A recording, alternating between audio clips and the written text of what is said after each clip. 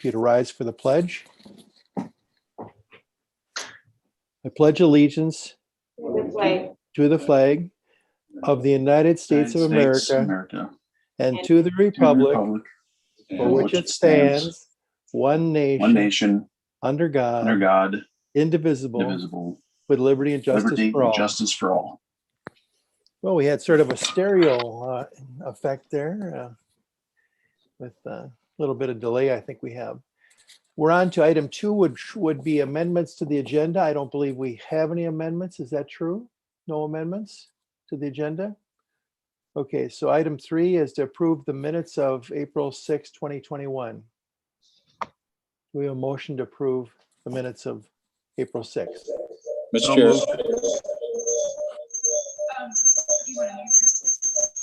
Make the motion. We'll second. Okay, that sounded like a motion by Commissioner Beard and a second by Commissioner Wolf. We had a lot of whistling and hiss there. We're all present, but some of us are remote, so we're going to take everything by roll. So JJ, would you call the roll? Aye. Commissioner Wolf? Aye. Commissioner Beard? Aye. Commissioner Beer? Aye. Commissioner Ulrich? Aye. We're on to item 4, which would be recognition of interested citizens, and this is limited to 5 minutes per person, per subject, and anybody wanting to speak would, I don't know what they would do. They'd either be online now or they'd be in that room with you. Is there anybody that wants to speak? Seeing none or hearing none, we're on to item 5, which is 5.1, which is to receive information on the Scott County Delivers topic, fair, equitable, and transparent property taxation. Good morning, Mr. Chairman, Commissioners. Are you able to hear me? Yes. Perfect, thank you. Good morning. JJ, if you could pull up the presentation and go to page 19 while I'm just kind of introducing the topic.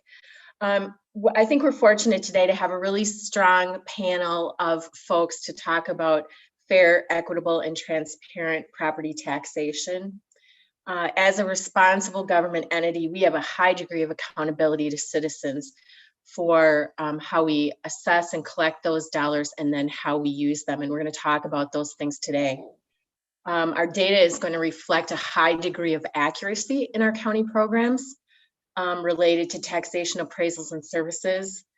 But we're also going to talk about transparency and clear communication and being clear about how values are assessed, talking a little bit about really what is fair and who decides what's fair, being clear about how dollars are spent, and being clear about our customer service opportunities. Where can we help inform? Where can we help support? And where can we help engage our community? I'm having issues with my internet. Okay, that's all right. That's all right. We'll come back to this slide. Don't worry about it, JJ. At the bottom line really is a look at what is the cost of government, and that is a data set that we're going to look at when JJ's computer is up and running. But we also care deeply about how citizens view the value for the taxes that they pay, and that's data we collect about every 3 years in our resident survey. So we'll show you those data pieces as our technology comes online. Maybe we could start first by introducing, I'm Chris Harder, I'm the Quality Improvement Manager at Scott County. And my co-facilitator this morning is Captain Haas from the Sheriff's Department. Scott, would you greet folks? Good morning, I'm Scott Haas. I'm the Director of Emergency Management and 911 Communications. Thank you. And then for the folks on our panel, I'm just going to kind of call your name as you appear on my screen. So Cindy. Cindy Geis, Community Services Director. Michael. Michael Thompson, the County Assessor. Tim. Tim Bolger, Deputy County Assessor. David. David Shield Mueller, Taxation Supervisor. And Steve Jones. Steve Jones, Principal Financial Analyst in OMB. Thank you, everyone. Good morning. All right. JJ, how's our technology? Sorry about that. It's fun. I can share screen if, oh, you got it? There you go. Okay, thank you very much. Okay. Can we go first to the second page of the narrative and talk a little bit about, I'm not sure who's controlling the screen. I am. I'm sorry, Chris. What would you like me to do? Can you go to the next page, please? So I'm wondering, first of all, to the panel, there's a list of pretty impressive elements under the what's working well and why in taxation. And I wonder if you could highlight some of the things that you think have been your most effective strategies in informing residents about property values and assessments. What's been most effective?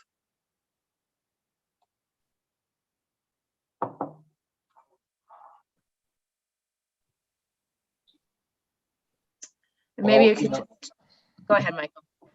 Sure. So we have very minimal requirements from the state that we have to send out notices a few different times throughout the year. When we assess values, we send you your new value and classification, and then you get your tax statement and then an estimated tax amount. And outside of that, if that's all we did, we wouldn't be going out of our way at all to really inform people when things are changing that are going to impact potentially their taxes, or when specifically they may be eligible for a program that they're not taking advantage of, and things like that. You know, we could go through this list of all the different specific examples, and there's plenty more that didn't make it on the list that we go out of our way, and we try to be outgoing and proactive, I think, is the summary on some of these examples, to make sure that the people are taking advantage of any programs they can. When we see ownership changes, we look at whether or not it was enrolled in a program. Could that be continued potentially? We try to give people the information that they need to be able to do those types of things. And rather than just, as an example, checking the box that, hey, your classification has changed from last year, and we send out the notice, we want to send you out a letter and make sure that you're aware of that, make sure that you have the opportunity to share information with us. And so, you know, one really good example is we've used our data that we have in our records that can kind of indicate whether or not maybe somebody's going to be eligible for a state refund, a property tax refund. And annually, we use that list to see, okay, whose value has increased by X amount, where the ownership is still the same, and it's not, the increase is not due to new improvements. And those are some of the basic ingredients that go into whether or not you might qualify for that refund. And then we send that letter out to say, hey, we're not saying you are 100% for sure eligible, but based on our records, you meet some of those criteria, and you may want to look into this. So I think generally those are just some of the efforts that we've made.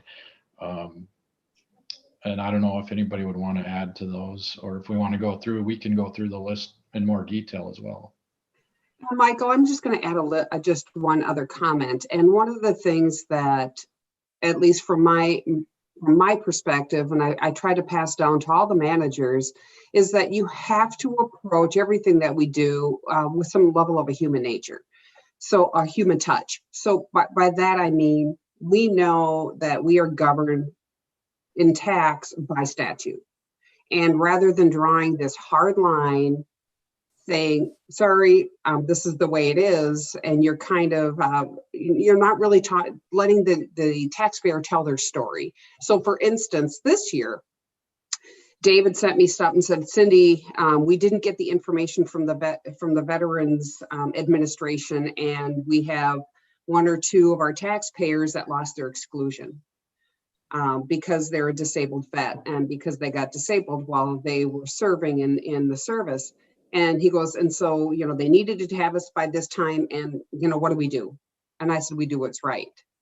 if they qualify, and we know they qualify, we make it right and we give them that adjustment now. So with the tax department, I feel that they go out of their way to try to make sure that we don't violate the statute, but we have the human touch that makes our taxpayers feel that we aren't just governmentese, that we approach things, we listen to the story, and we make decisions and we make changes based upon what's right for the taxpayer.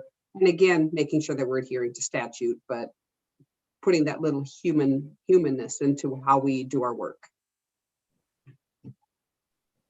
I wonder if one of you could talk a little bit about, as we prepared for this conversation today, we talked about just sort of having a recognition that even people who accept responsibility for being taxpayers, most people don't want to pay taxes, right?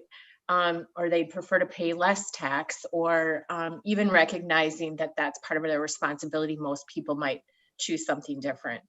And so I wonder if you can talk a little bit about the challenges of that human touch and that effort to inform weighed against an environment where people maybe don't want to pay their taxes. You know, one of the things that we think about is we all want to think that we live in some kind of a castle, but when it comes to taxes, we live in a shed, right? That's the way our folks want to approach things as well. You know, what's strange is as I listened to some of Michael and some of his staff this year, we saw some pretty hefty increases in values, but yet I think our taxpayers understand the market as well.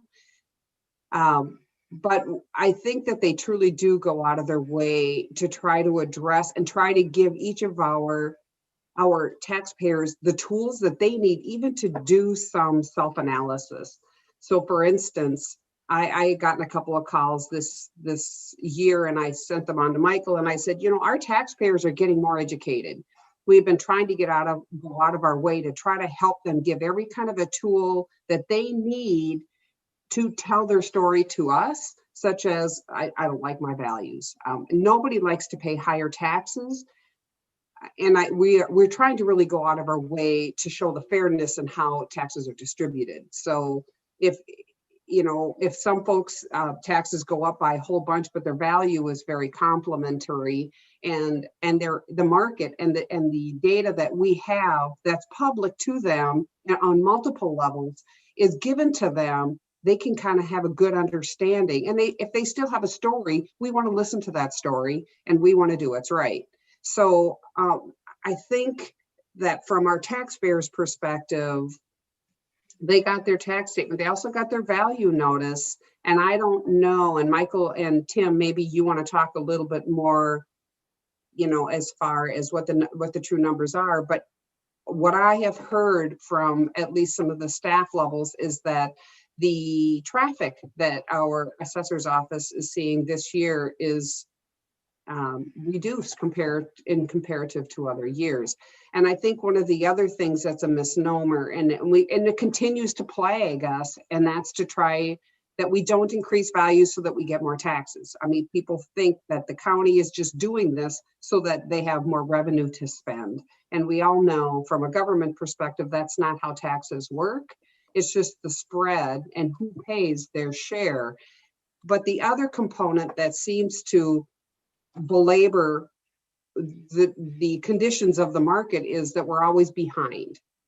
By the time they get their taxes, the data that's used that influence that value is a couple of years old. And particularly when we had the declining market, that's extremely hard for people to understand. When values were dropping and yet the market was rising, that was okay. But when the flip happens, it's very difficult to understand that you're not current state. You're always working on data that's a couple of years old. And sometimes that catch up can be very difficult for our taxpayers to comprehend. I could make a comment here, picking up a little bit on what Cindy said. You could probably predict the top 10, 12 issues that you need to communicate on, when can I appeal? Does this brand new development in our community represent a gigantic windfall for the county? Are you increasing my value just to get more money? You could, like I say, you could pick out key messages, and I wonder if we should do that, whether online or the scene or wherever is best to communicate, just have an ongoing rotation of ones that are timely with the certain time of the year. I mean, when to appeal, when will I be getting my notices? How Cindy mentioned that they're about a year and a half or 2 years behind. So I just wonder about that, Michael. If with Lisa, if you think it might be good to have a regular communication set of messages that you want to be informing the public with. Yeah, I do think that's a good idea. And some of the examples you used, we have done and we continue to do. But I think a structured approach, as you have suggested, where every year these messages go out timely for when the questions are most likely to be asked, I think could be an improvement. And getting things in the scene, for example, we haven't taken advantage of that as much as we have with the social media blasts and website notifications and even some videos now and then. But yeah, I think a more comprehensive, structured approach, annual approach would be a good improvement. And we have also taken a lot of pretty much every point that you and Cindy have hit on there.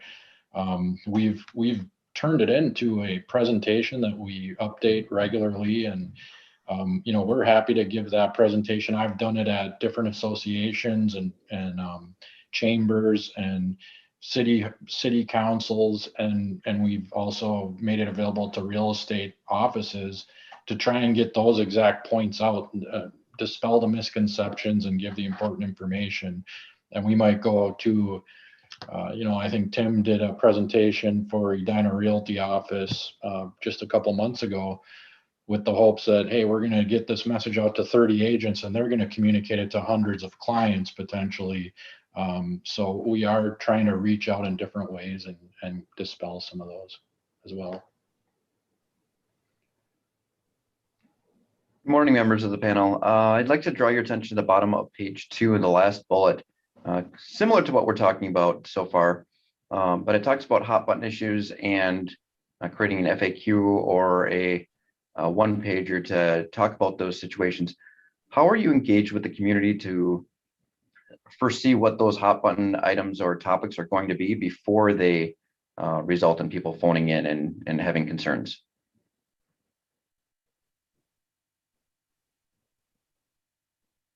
So a lot of times we will gauge that by if there's a big change, if there's a statutory change that we know is going to create some questions and potentially concerns, we want to get in front of that. Sometimes we are able to use the FAQs that the Department of Revenue themselves develop. But at one point we had one of our staff say, hey, why doesn't Department of Revenue make an FAQ for this time adjustment after they had changed the methodology 8 years ago? And we kind of internally said, well, why don't we make that? And so we knew that we had gotten already, after calls started, some questions about the value changes that year, and it was mostly due to the change in the approach. And so we quickly developed that so that we could email it out, have it in our office for people that walked in. And it does help a lot to say, hey, here's a one-page of, kind of FAQ on this issue. And why don't you take a look at it and review it, and then we can talk about it. And if you have any additional questions, we can address those. So sometimes it's just, we have a feeling that a change is going to make it, is going to cause that kind of inquiry and questioning. And sometimes it's a reaction to getting those questions and trying to react quickly and get some information out there. Thank you. All right. I wonder, there's a couple questions that I want to come back to in the narrative, but I would like to jump into the data JJ, could you take us to page 22, please?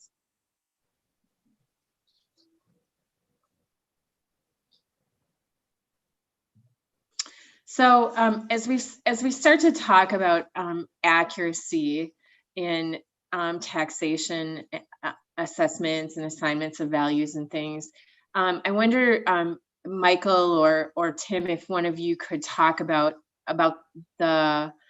why this particular data and why performing well in this data set is important to our residents. Sure. So this measure specifically is looking at the county-wide median ratio for two different segments of properties, residential and then commercial industrial. And what that means is when a property sells, we compare our value to what it sold for. And then we come up with, well, what was the level of our assessment on that individual property? And this is representing the median for countywide, but the Department of Revenue looks at by property type and jurisdiction. So Shakopee residential has its own median. And it's important, and it's a requirement from the Department of Revenue that these medians fall between 90 and 105%.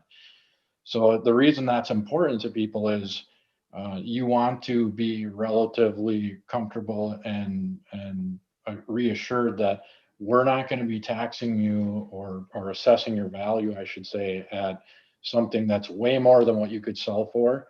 And on the other side, or that's way less than what you could sell for. So this is really a level of assessment measure that is indicating that we are within the 90 to 105% range that Department of Revenue has set for what's considered acceptable. And so there are a lot of sales that, you know, this is a median, so it's the middle. So there are sales above and below equal numbers that come in from that exact median. But I guess the summary version to answer your question is we are trying to value property at what it will most likely sell for, and that we have some challenges with the timeline and some other requirements. But generally speaking, as you can see, it's been very stable. Our performance has been very stable over the last decade or 10 years here, 8 to 10 years. What's the consequence? Oh, go ahead, Cindy. I do think one of the things for at least our listeners and for a board to understand is there's a watchdog. The county doesn't have an independent ability just to move and ebb and flow values without someone making sure that what we do aligns with the market. So again, they look at individual properties as well, and then they look at how the county's response to those are. So I guess just for the public, and that's, I mean, hopefully what we're working toward is why does the public care about this?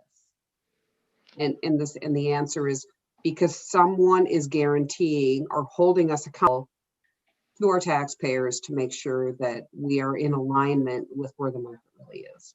Yeah, and we can illustrate that if we move to page 24. If we are not in compliance on page 22 with our median ratio, the Department of Revenue, after we've made all of our assessment changes, after we've sent out our notices, and after the appeals processes at the local and county levels have all concluded through June, then the state conducts their own board.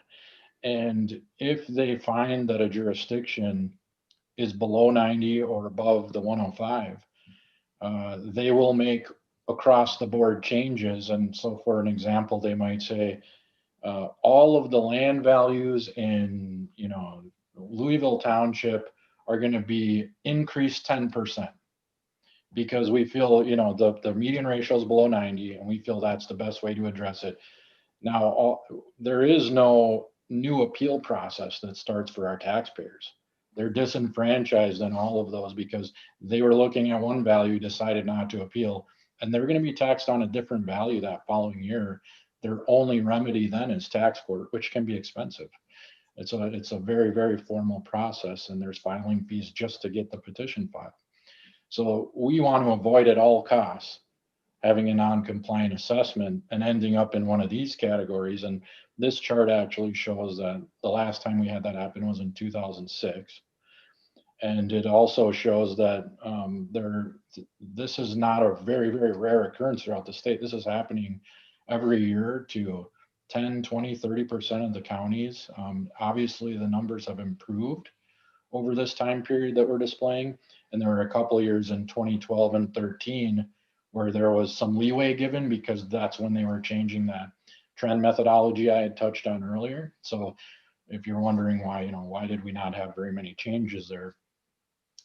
The intention was to let people transition into that new method, and then they picked back up where they left off. So these are not, 5% changes. Sometimes, as you can see, some of the changes are, up to 40%, going back a number of years. And more recently, they've been a little more stable. But even in 2018, across the board, negative 20 to plus 20%. And we've heard anecdotal stories of some outstate assessors saying, well, I'm not going to increase the values. I'll let the state do it. And then I'll point my finger at them that, hey, I didn't want to do it, but they did it. And the problem with that idea is you've just disenfranchised them on all those appeal options. Michael, when I think of messages to communicate to the public, I think that 90 to 105% being required to have the property assessed in that range to its true value. I think that certainly would be one of the 12. If you said we're going to have 12 messages, that's certainly one. I think when people realize we're bound by that to be in that range, that carries a lot of weight, I think. Can we jump back to the chart on page 22? Can someone speak to what's changed and what the variables are on what it was mentioned, I think by Michael, that in the last 8 or so years, there's been some more consistency. So what are the variables that have made what looks like an almost flat line for those last couple of years compared to a more sporadic valuation prior to that? What's changed? What's working? Well, it's our staff really, and it's, I took over as the county assessor in late 2009. So starting in 2010, 2011 is when we really had a chance to start improving. We've got a really great staff. We've developed training. So some of the narrative in this document highlights that we never even had an appraiser manual for the office. When I started with the county as an appraiser back in 2005, we didn't have any kind of internal manual documentation for those 5 years and preceding that. So it's really hard to get consistency when you don't have, kind of written expectations. And so that manual has developed over the years. Cindy has been a very strong proponent of education. And I know that our budget for education was totally deficient 10 to 12 years ago. Now it's where it should be. And we're getting people those higher levels of licensure. We're getting them the education, but we don't stop there. We do internal trainings throughout the year. So we've got, 8 to 10 PowerPoints. What we do is very cyclical. So when we come up to different times of year, hey, the notices are going to go out in the mail. We're going to have our appeals training. You're about to head out in the field to collect property data. We're going to have our annual property review training. And so we try to get everyone on the same page, and we do that for this reason, is to really have a knowledgeable staff and to get consistent results. So I think those are the two biggest keys, is we've just got a really, really good staff. Michael, but I think the other thing that you have done, particularly since you have taken over in this office, was that you have a lot of accountability measures. I mean, you hold staff accountable. You do a lot of data extract to make sure that things are correct. Not only that, but when we looked at systems and the inadequacies of our old system, you really had to kind of tear that old system apart to try to make it so that it was more fair for our taxpayers and quit putting overrides all over the place in that system for consistency and fairness. and did some very thoughtful planning on how we can incorporate a new system that gives you all the tools, not only for you to do your work, but for our citizens to be able to understand that work and have access to it. So there are a couple things. Yes, training is very important, but the accountability component, as well as a system overhaul in our old AS400 and a new system that provides you the tools you need, I think is very, very important as well. So Michael, there are a couple of questions, or maybe Cindy too, that you both spoke to. And in terms of the quality of the staff and the training and skill set of the staff, one of the things that's said in the narrative is that you use some data in performance evaluation, which is really like, it's too hard to see on this delivering what matters triangle up at the top of the screen. But part of the vision of where we're going, if we're really going to be an organization that delivers what matters, is that effective use of data and informed decisions is used to build to outcomes. It's used to inform investments, and it's used to grow staff. And there aren't many. There are some departments in the county, but there aren't many that have used performance data in evaluations. And so I just wanted you to talk just for a minute about how you do that to support quality staff. Yeah, so we look at productivity, accuracy, and customer service. Productivity is very easy. I mean, we're able to have people time code, what are you working on throughout the day? And how many properties did you get done? How many appeals did you have? Those types of things. Accuracy gets a little more intense because someone has to come back and look at what you've already done and make sure that it's correct. But we do that through the training is when it's most intense. But then after that, we're still, even on our appraisers who've been here for 15 years, we're going back and spot checking, a number of properties to make sure that everything's being done appropriately and mistakes aren't being made consistently. And the customer service piece is the hardest. And we've developed surveys that we send out. Anybody who appeals informally or through the giving us a call after the value notices go out and interacting with an assessor. Traditionally, having an assessor out to their house, there's been some modification there recently for obvious reasons. We send them out a card saying, did you think that process was fair? Was the appraiser helpful? And did you learn anything? Do you feel like you have a better understanding of the property tax system? That's a question we ask. And that's something we emphasize in the training before the appeals start is we're going to be sending this out. And so it's good for you to use those phrases and ask people, when you're winding down that appeal, hey, I know that we didn't change your property value, but hopefully, do you feel like you've learned something in the process? Do you have any questions about that I didn't answer? And then we're hoping in turn we get the favorable responses on those surveys. And we do the same thing after we go out just for normal property reviews, what we call the quintile process, because we go through 20% of the properties each year for review. We send out a survey after that as well, asking similar questions. So we try to measure in all three of those areas, and then we do incorporate those in directly into the performance evaluations, where we've got sections. And for example, Tim would be putting into an appraiser's section on quintile property review. He may put in there, hey, this person was the most productive person in the office this year, and the accuracy was good.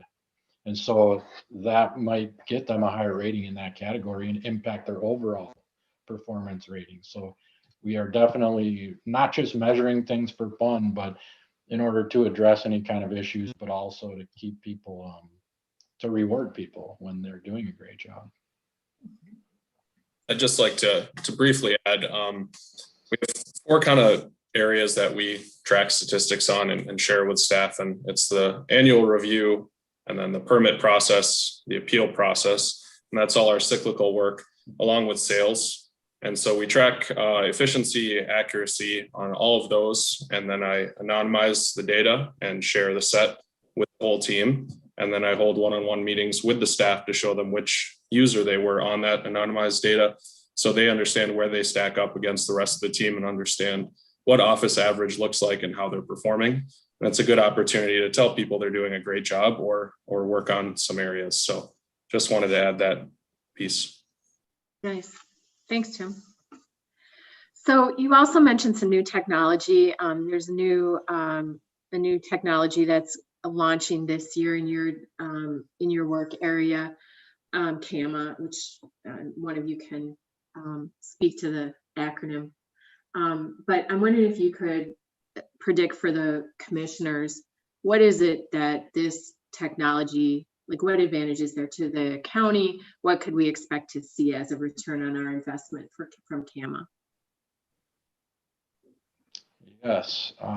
So the computer assisted mass appraisal system, that's our CAMA system. It's basically where we store all the property information and we analyze sales and we make changes to what different contributing factors impact value each year, what's happening in the market, and it produces these valuations. And in addition to that, we are now also going to have an integrated tax software. So that's all of the tax calculation and record for that. We will no longer have to transfer between systems. So that's a huge benefit in and of itself. But some of the things that we think, what part of the reason why we went this direction was we're going to have mobile field units. We will no longer have to spend the time printing off paper, thousands and thousands of paper records, taking them out, marking them up, coming back in, entering all that data. We're talking about, thousands of hours of work just to go through that process that will be now done on mobile tablets. We never had that capability before. We also, that's kind of an internal thing that hopefully will help us from having to, hire as the county continues to grow. Hopefully we'll gain some efficiencies in that way. And then we also are able to automate and workflow our processes. So the system will allow us to create workflows that tasks are assigned, they're completed, their notifications go from staff person to staff person as those processes progress, and it gives us better monitoring tools for if there's bottlenecks, where things are working well or aren't. And then for our customers, we're going to be implementing smart forms, which right now we take in thousands of homestead applications every year. That will be the first one that we try to get up and running, where they'll be able to go online, fill out those applications, submit them, and then rather than having us taking a paper homestead application and manually inputting and changing data in the system, the staff person would review it, approve it, and it would automatically update into our system. So there's a convenience there to the customers, there's a convenience obviously and an efficiency gain to the staff. And then our sales records are almost completely changing that process for us, where we're able to download the sale records from the Department of Revenue now into our system, which used to be manually entered by looking at the Department of Revenue records. And so those come into our system automatically. We do our work with them, and then we can upload back information to the state through that same process. We're automating the permit entry. So we get permits from all the cities. When property information is going to change because maybe you're going to finish your basement, we get a permit for that. And we used to have to enter that in the system and then assign it out manually to an appraiser to go look at it. Now those will be downloaded into our system through lists that we get from the cities. And then we can assign those through the system through that workflow process. So there are so many efficiencies we're going to be gaining, and I'm not even touching on some of the more intricate advancements we're going to have in our value methodologies. So we've got approaches to value that we never even had at our disposal before, and so we're hoping that also helps us with our accuracy of our assessment. I think, Michael, from the customer standpoint and who we serve, their citizen portal is remarkable. It is extremely easy to use. It brings you up. It has a laundry list of things on one side that you can go to, and it gives you just about everything you need to know about that property. The last time you kind of had a hunt and peck to try to get the information, and in this case, there is a list. I actually went on it and I asked one of the staff, send me that portal because I want to look at it. And I was looking at it from a citizen's perspective, saying, how easy to use is this? And how easy is it for me to understand everything that I need to know about this property and the properties around me? And it is a remarkable tool. And I think that that is one thing that we need to publish a lot to let our customers know you have this available to you now, where it's extremely easy to use. And it truly will be a great education tool for them to be able to understand what the county has on their property and property surrounding them. Michael, I have a question about improvement of a property. Let's say a homeowner pays the going rate to do something and add a bedroom to the basement, for example, or something like that. And they spent, say, I don't know, $20,000 to do it. And you come back and look at it or do your thing, and you say it increased the value by 40,000. And they go, well, wait a minute, we only paid 20,000 to do that. How can you say it increased the value by 40,000? Do you ever have that kind of case come up? And what would be your response? Yes, we do have that come up from time to time. And the explanation that we give is we are looking at the contributory value, not the cost. So you may have two houses next door to each other. One person maybe is very handy. They finish their basement, so they have no labor costs, and they spend $10,000. And then the next person hires a company and spends $30,000, but they ended up with the exact same basement finish that contributes the exact same amount to an eventual sale price. We may put both of those on at 15,000. So you got the one person who spent twice that, and then the other person who spent less, and that's obviously the person who would usually contact us. And so that's what we try to explain to them is the cost, the amount that it costed you is not the number that we're going to use. We're going to try to estimate what it would add to that sale price. Sounds like another thing to communicate. Yeah, and along with that, what's it going to do to my taxes is what we get. So, we're going to finish our basement. Can you tell us roughly how much that's going to add to our tax?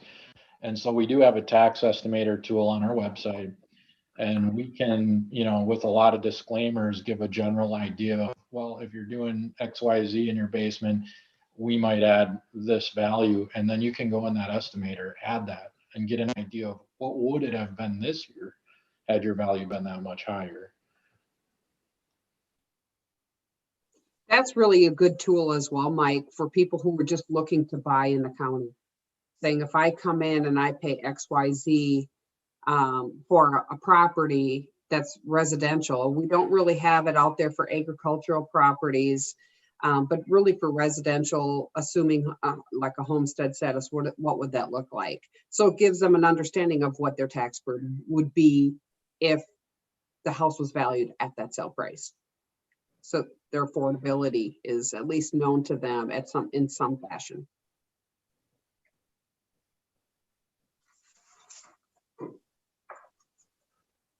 All right, let's move to page 21. So this is an interesting slide with the chart that's showing here. Can someone kind of explain what we're seeing here and why some of these areas look like we're spending a lot less year to year? For example, road construction appears like we're not investing the same percentage over the last 3 years, but we're seeing a big increase in technology. So can someone compare those two elements and kind of explain why we're seeing this on this chart? Yes, I'm going to leave most of that to Steve, but I wanted to make just one comment, and that is what we have to understand is this isn't the total spend. This is where is the taxes going. But Steve, why don't you explain a little bit further as to how this was organized? Yeah, what we tried to do here is showing where did our property taxes go on a year-by-year basis in the main functions of the county. And you've highlighted road construction and technology. One thing that we need to make known here is on an annual basis, our levy has increased between 2 to 3% over these corresponding years. So if a levy or property tax level stayed the same for a function, it's actually going to show a decrease of the percentage of the total, just because even though the net dollar's the same, the percentage of the total's slightly lower. And that's what you really see within road construction. We for the most part keep that levy the same for the construction part. Program delivery is also included within road construction, and there's been some change to levy there.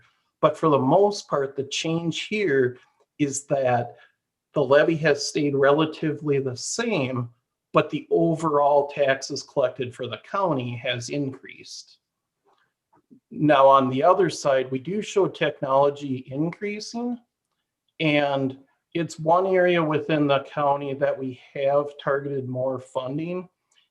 And it may not just be, this probably would have been better represented to show technology intermixed amongst all the different programs, because the technology needs are really the needs of the individual programs. And as we've had more systems come on board to help the programs, the cost of those systems are sitting within technology. And that includes, having software as a service, or it includes our hosting costs. And as we've taken on more systems, those costs have increased, but they should be providing more efficiencies to us over the time frame. So it is one thing that we're going to look to do in the future, is to both move technology and internal services to be shown within the individual functions rather than a line item themselves. But the technology increase really is the increase that we've had. We've got a new tax system that's come on, the CAMA system, and each one of those typically have an increased cost towards it.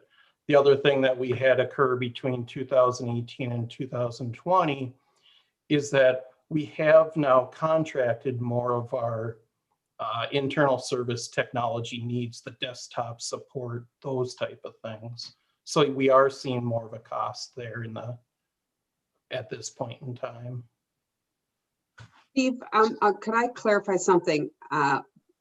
It's like when we talk about technology, like the CAM and the tax system they weren't paid with tax dollars, or were paid, some of that cost was actually paid by dedicated funds.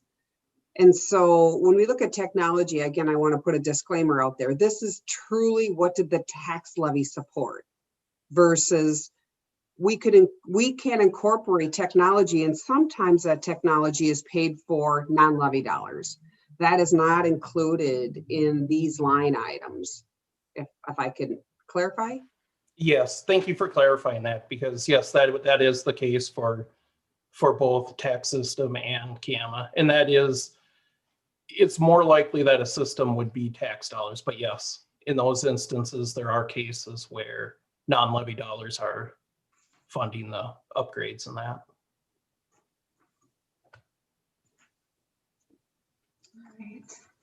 Steve, do we see the change that we're seeing here in technology being something that moves into the future and becomes a much larger portion of the county's budget, or the share of the county's budget?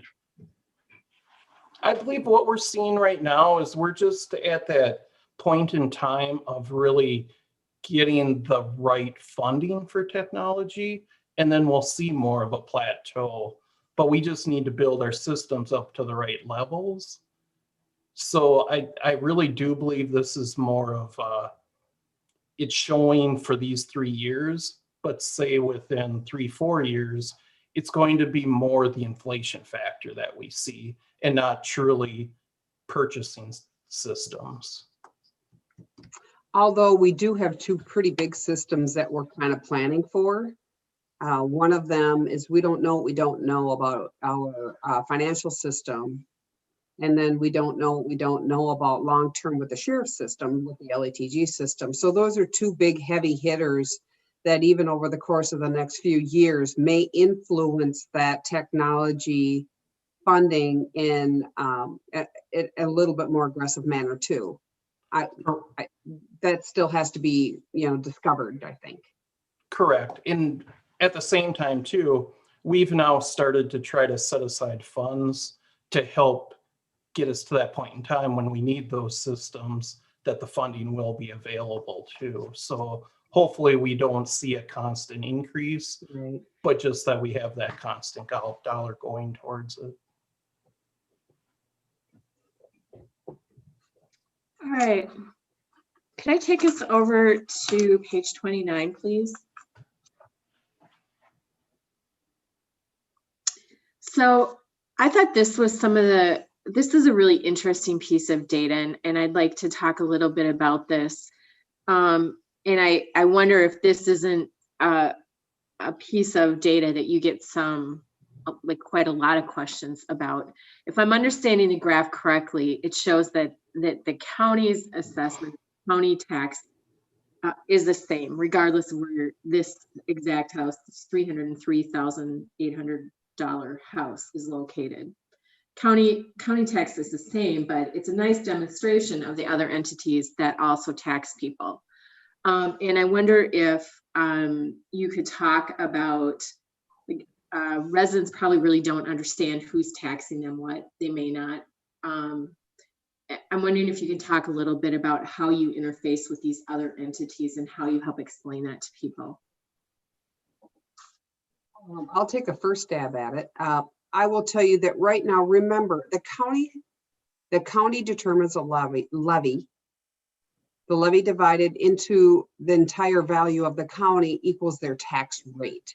That tax rate is consistent across every single property. There are a couple anomalies with some programs out there called disparity reduction aid, but outside of that, it is consistent for every single property within the county, which is why you see the county's tax value times rate equals 962.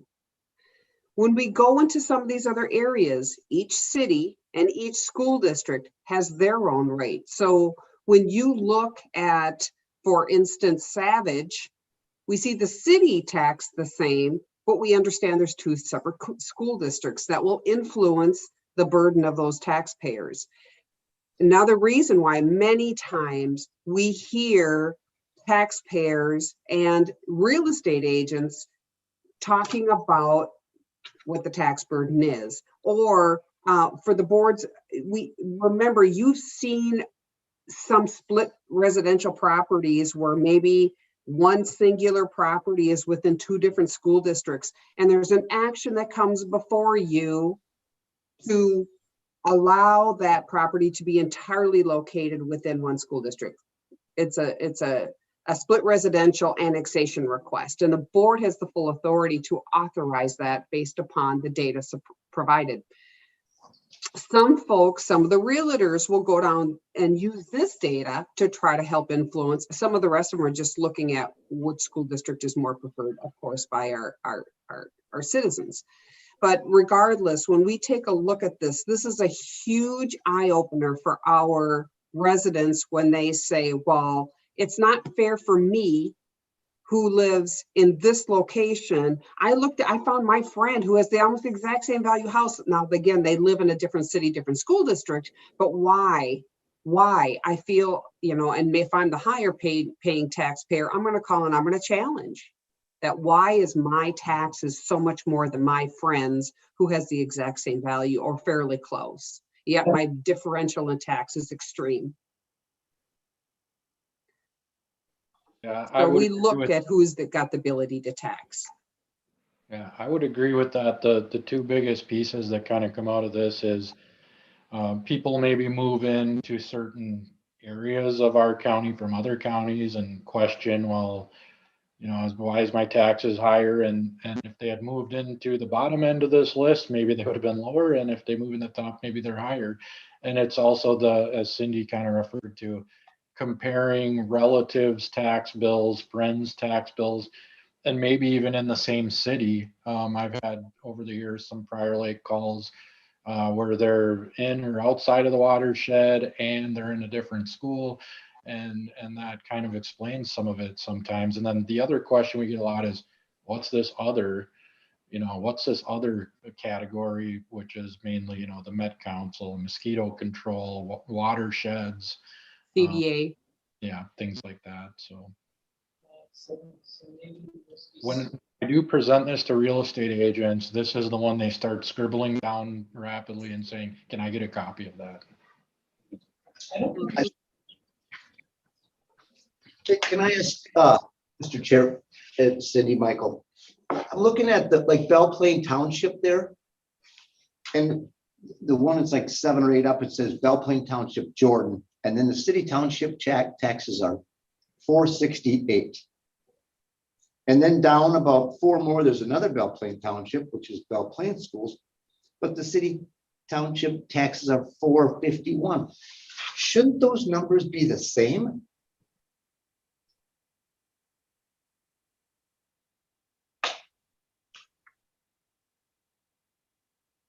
Normally, I would anticipate they would be. We What? can And all of them, it's like there's some difference. I'm like, that tax should be constant for all, right? I'll listen.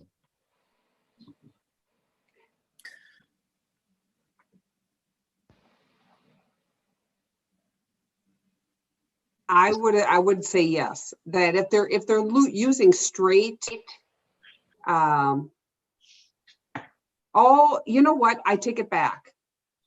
No, there are some different areas because they're in different fire districts.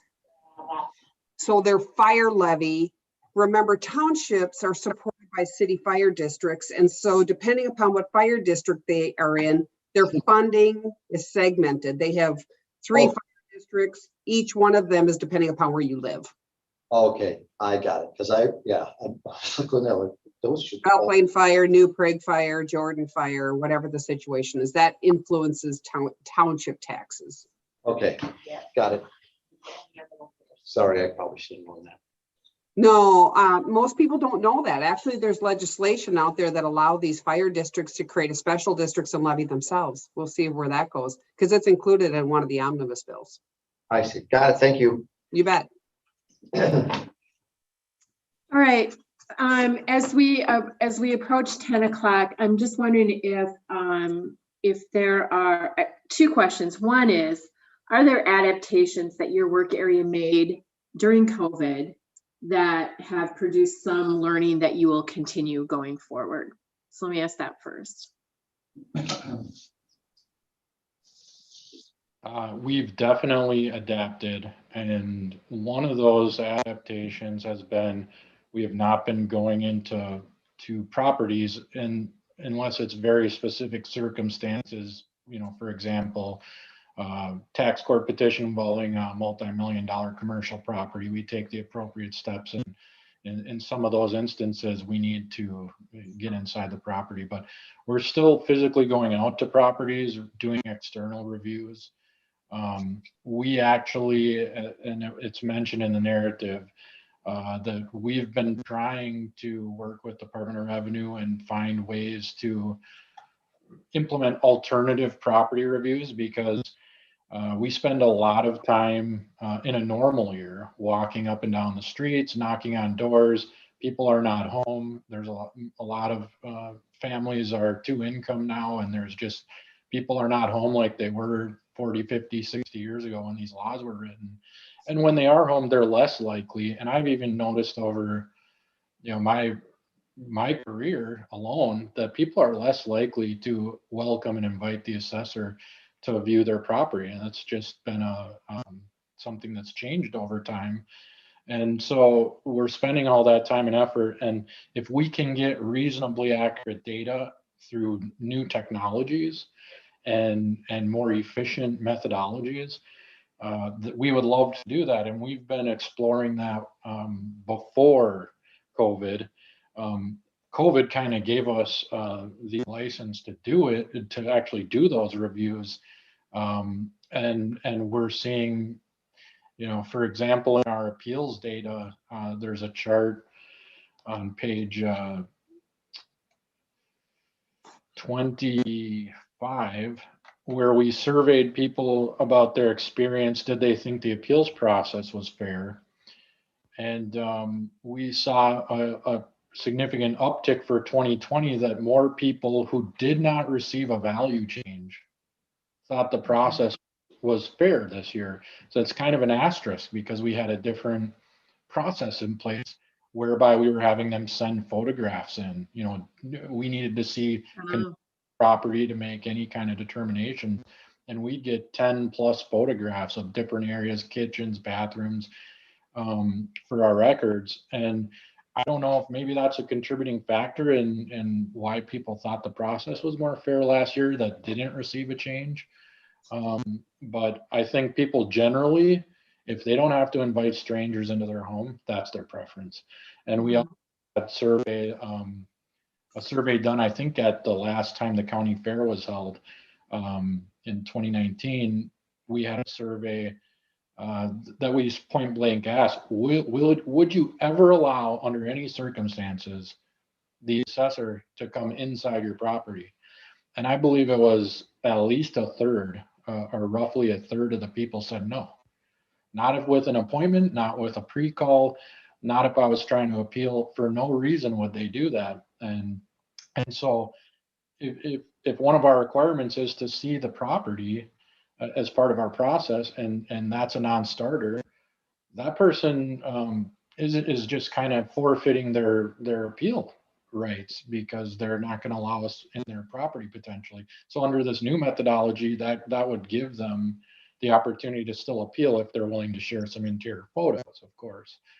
So there's things like that, I think, is kind of what you're asking. And we hope to carry forward, and we hope that the Department of Revenue sees that this can work, and that most jurisdictions in the state successfully implemented some of these alternative methodologies, and that might help push us over the finish line. But we've received correspondence that would not lead us to believe that is exactly true. So we've got some more work to do, and inevitably potentially legislation. And that's where we go back to with a lot of these things. You know, it's state legislation that dictates what we can and can't do. And so do we need to, on some of these issues, get more involved with trying to lobby for changes? Mhm. And on page 4, on the second to last bullet, excuse me,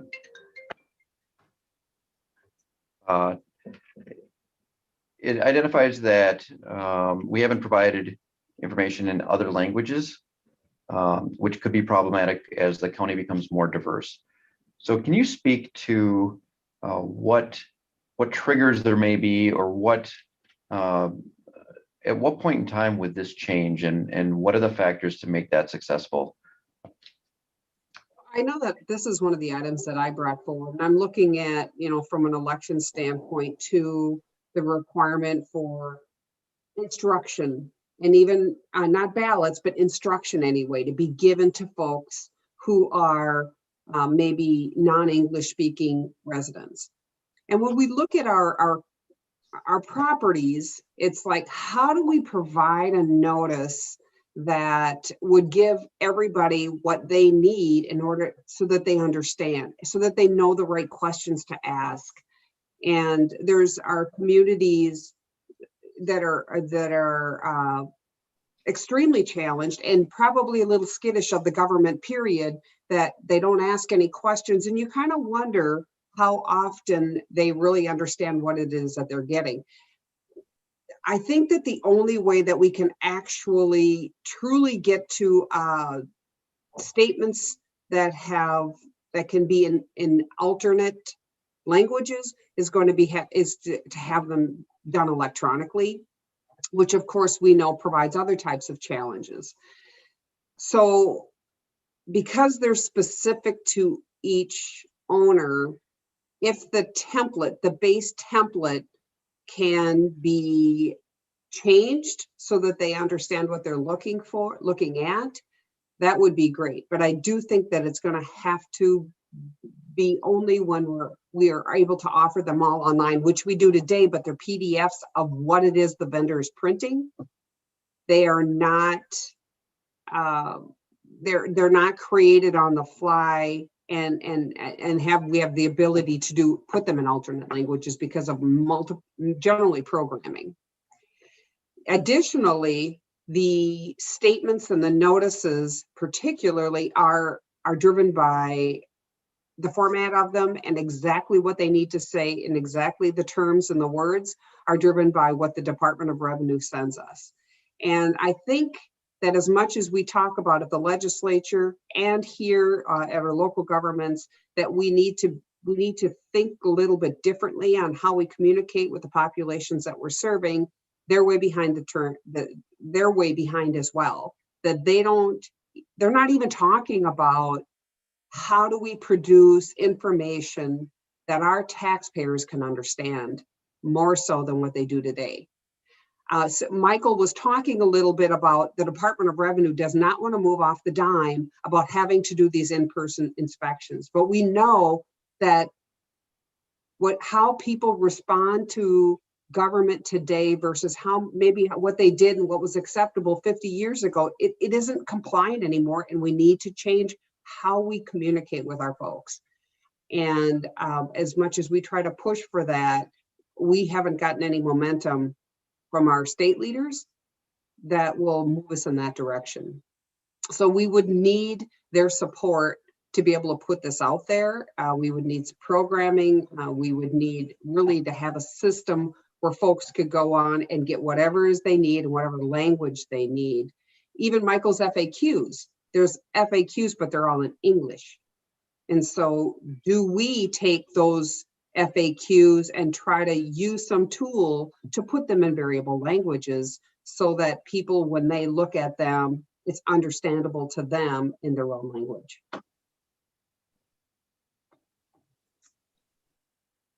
All right. Last question. If someone could just respond, I mean, you folks are driven for performance, you're driven for accuracy and excellence. What's your challenge next year? Like, what would you want to be able to report to the board next year about development and growth or innovation in your program area? Well, personally, I'd like to report that we've implemented all of those very cool and efficient technologies that come along with the system that we purchased. Just being live on the system is one thing, getting all the bells and whistles up and running and getting the public's buy-in is another thing, and that involves informing them and letting them know there are new tools that they can use, whether it's the site that Cindy referenced just to find information and get you there, find comparable sales, or whether it's you can apply for things online now. You can review property information and send us feedback. That's my ultimate goal for the next year, I would say, is really to try and get all of those different functionality features up and running and get our customers aware when they can take advantage of those things. Nice. All right, Mr. Chairman, I think I'll hand it back to you for any questions from the commissioners. All right. Comments or questions from the commissioners? Mr. Chair. Go ahead. Thanks for the presentation. I really was happy to hear about the outreach. I feel like we're working on more outreach anyway, so that was great to hear about the information and education to real estate agents. I think there's probably been more opportunities for that, especially with folks who are maybe eligible for some of those special taxation programs, maybe with owners of agricultural land, that type of thing, some real target opportunities for that, because it is confusing. As an attorney, I have to pull out the spreadsheets from the Department of Revenue and from your good staff off and just to understand it. And I think opportunities to sit and ask questions and better understand are great. Also glad to hear we're going to work towards getting so many of those forms you can apply for homestead and those things online. And just in my experience, I think it's because I work with some other counties where that's possible. I think it's really great when the taxpayer gets some kind of confirmation back. You know, like right now when we send in a homestead application, there's always this, did it go to the right place? Did it really happen? And I always tell people, well, I guess you're really not sure until you see your tax statements next year. So I like that ability to apply online, and I assume that'll come maybe with some kind of confirmation. And that's what I've seen with some other counties. So excited for that too, but thanks for the presentation. A lot of information here. And it's really great to hear the progress that's being made and the use of technology.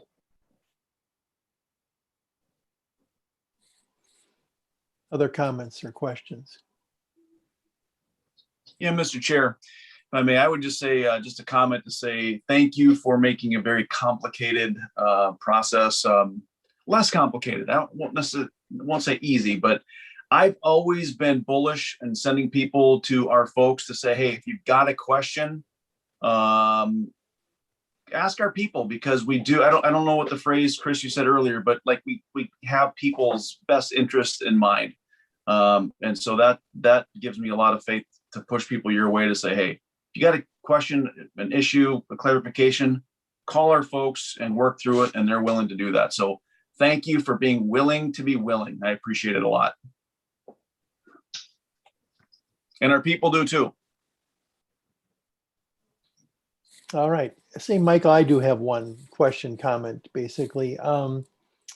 Obviously, we're in a market where there's less product, less houses available, and many multiple offer situations where the price gets driven up, probably artificially.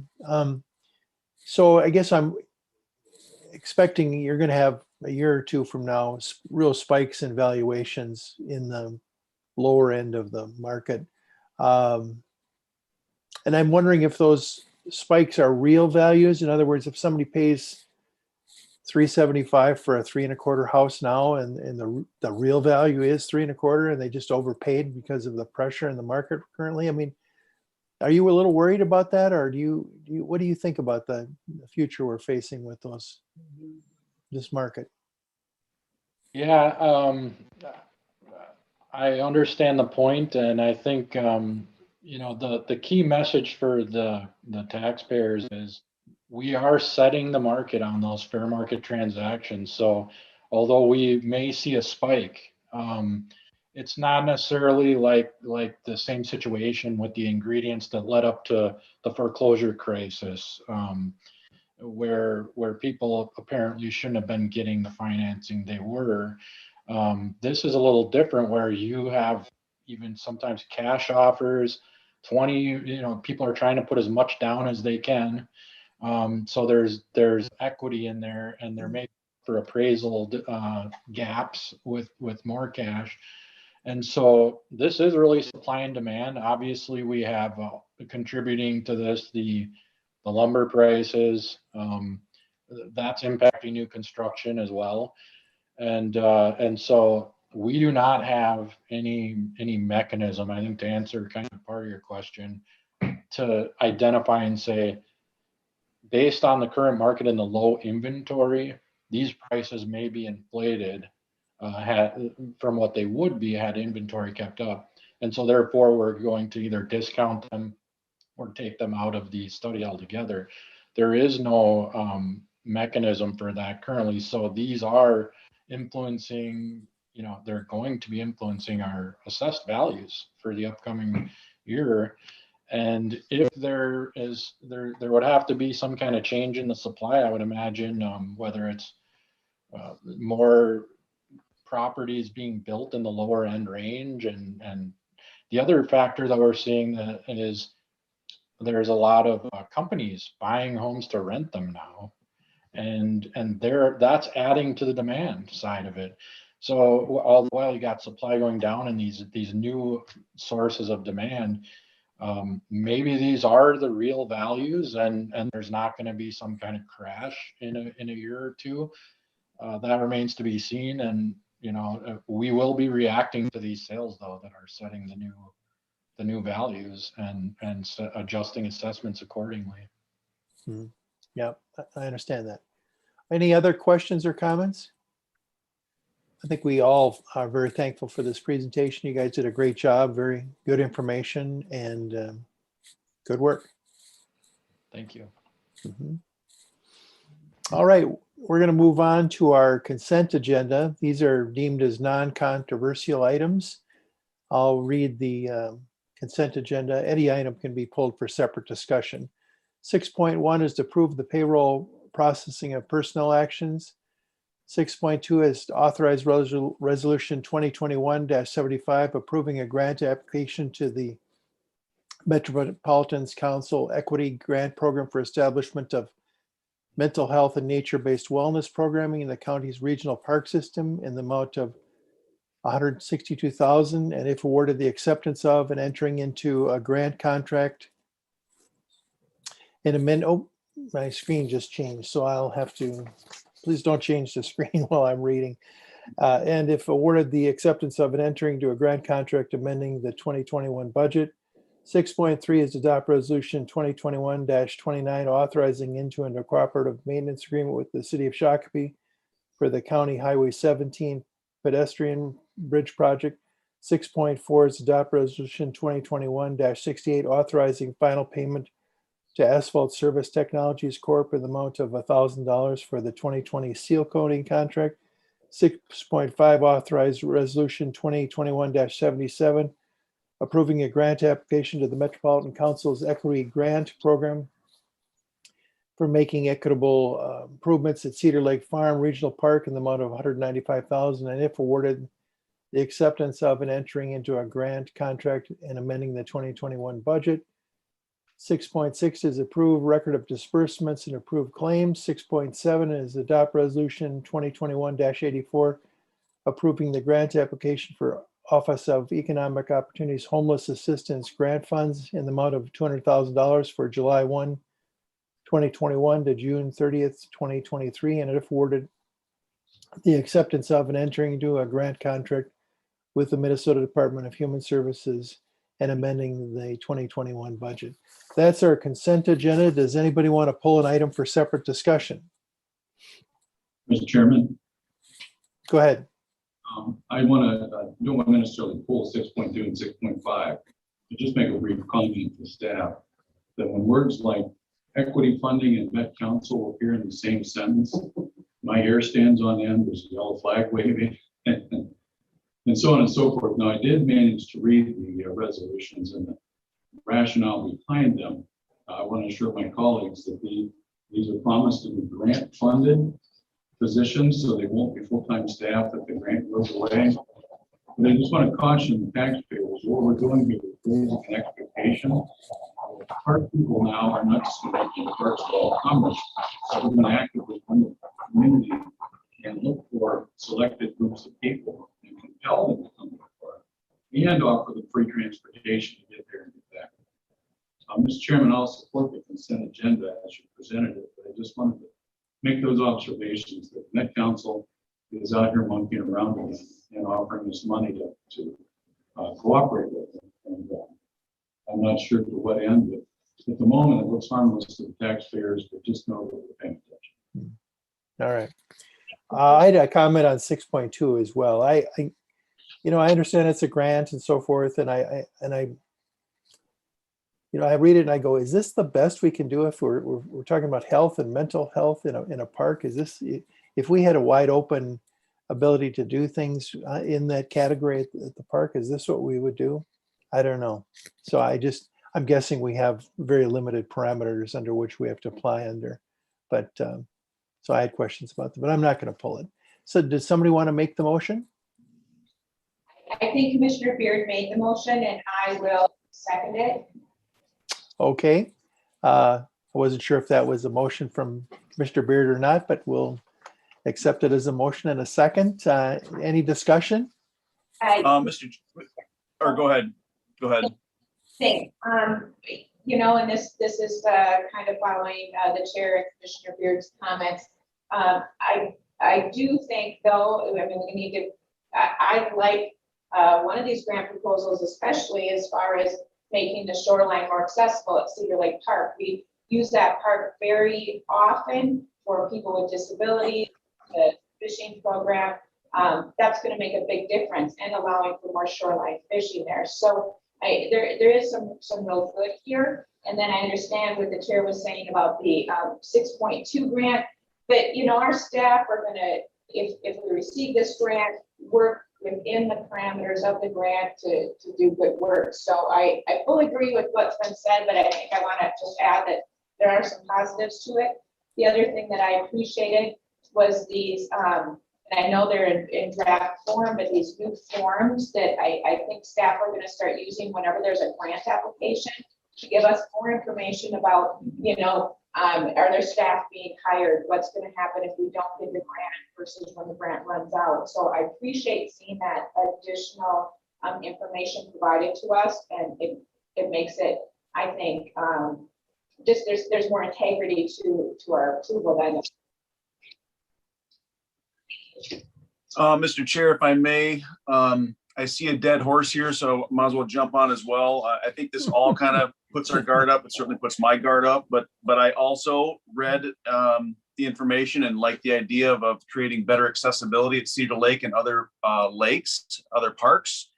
But the guard is up. I would really love to see that this money goes toward putting backs and packs, so to speak, and less administrative stuff, so to speak, technical term, and makes real change at these parks. And if this isn't the way to do it, then let's find a better way to do it. Okay, go ahead. I just want to ask, because we've talked about these grants, the one is clearly a capital grant, and there's definitely a need for more accessibility at Cedar Park. There's just no doubt about it based on the data that Patty had. The one with the mental health, it was a cooperative between some of the big things that we've been talking about here, bringing folks together from all of the different departments within the county to try to support that.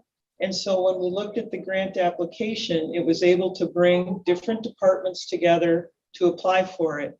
We don't make the decision, right, on where these dollars go, but it is something that we've tried to support here at the county, is bringing together parks and our mental health advisors and the mental health center to look at ways to utilize our parks to get people out there for those types of activities. So it did have thought, it did bring people together for discussion, and we applied in the two categories that we had an opportunity, one for capital and one for an operational programming item. All right, any more comments? JJ, will you take the roll? Yes, Mr. Chair. Commissioner Wekman-Brekke. Aye. Commissioner Wolf. Aye. Commissioner Beard. Aye. Commissioner Beard. Aye. Commissioner Ulrich. Aye. Motion carries. We're on to item 7.1, which is a resolution to adopt 2021-76, proclaiming April 18th to 24th as 2021 as Volunteer Recognition Week. Here's our volunteer coordinator.